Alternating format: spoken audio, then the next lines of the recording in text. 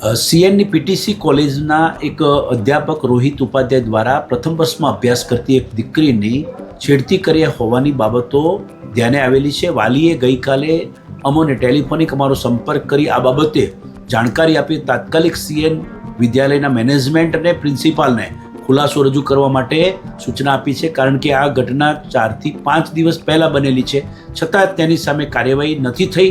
તો તે માટે અમે તાત્કાલિક અસરથી આ સદર અધ્યાપક સામે સસ્પેન્શન કે જે કંઈ સત્વરે કરવાની કામગીરી થતી હોય તે કરવા માટે સૂચના આપી છે અને તેઓએ આગળની કાર્યવાહી હાથ ધરી છે તેવું અત્યારે જાણવા મળ્યું છે.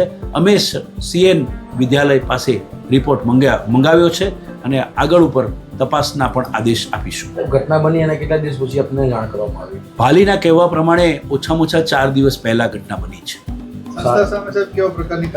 સંસ્થા સામે ખાસ કરીને નિરસ્તા દાખવવા બદલ આવી ગંભીર ઘટના હોય, કોઈ અધ્યાપક જે છે એ કોઈ વિદ્યાર્થીની સાથે આ પ્રકારનું વર્તાવ કરે તે કેવી રીતે ચલાવી શકાય, એટલા માટે મેનેજમેન્ટના અને પ્રતિનિધિ અને જે સંભાળતા હોય તેવા એટલે કે પીટીસી કોલેજના પ્રિન્સિપાલનો પણ અમે ખુલાસો માગ્યો છે. છેડતીના જે આક્ષેપ કરવામાં આવે છે કે સીસીટીવી કેવું કંઈ આપણે માંગવું છે? હજુ વિગતે તપાસ અહેવાલ આવે ત્યારે જ ખ્યાલ આવી શકે. અત્યારે ફક્ત ને ફક્ત સત્વરે કાર્યવાહી હાથ ધરો, એના માટે જે નિયમાનુસાર કાર્યવાહી છે તે કરો અને પછી અમે એની વિગતે અહેવાલ સાથે પણ અહીંયા અમે રૂબરૂ માહિતી મેળવી અને આગળ વધીશું.